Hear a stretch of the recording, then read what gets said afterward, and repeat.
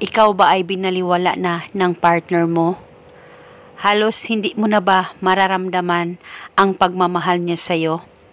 Dahil sa ikaw ay palagi na lang niyang dinededma at hindi na siya tumatawag, text o chat sa'yo.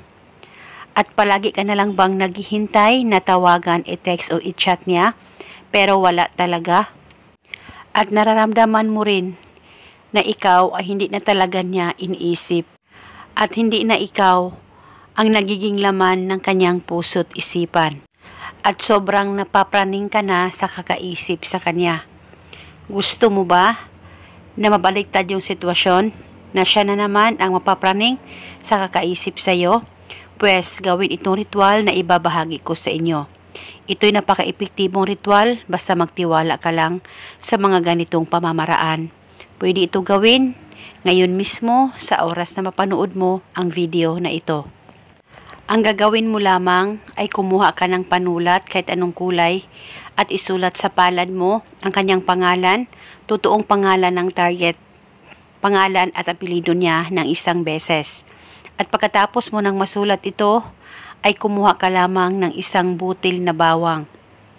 Pwedeng balatan at pwedeng hindi balatan at pagkatapos ay ipahid-pahid nyo lamang po ang isang butil na bawang sabay banggit, ikaw ay mapapraning sa kakaisip sa akin. At banggitin mo lamang ito ng paulit-ulit kahit ilang beses ay pwedeng-pwede po. At pagkatapos, ilagay itong isang butil na bawang sa bulsa mo sa tuwing ikaw ay aalis.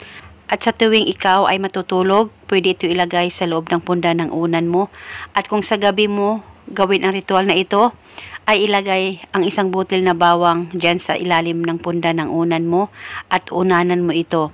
At kung sa araw mo ito ginawa, ay pwedeng dalhin itong isang butil na bawang, ilagay lamang sa bulsa mo at dalhin ito kahit saan ka man magpunta.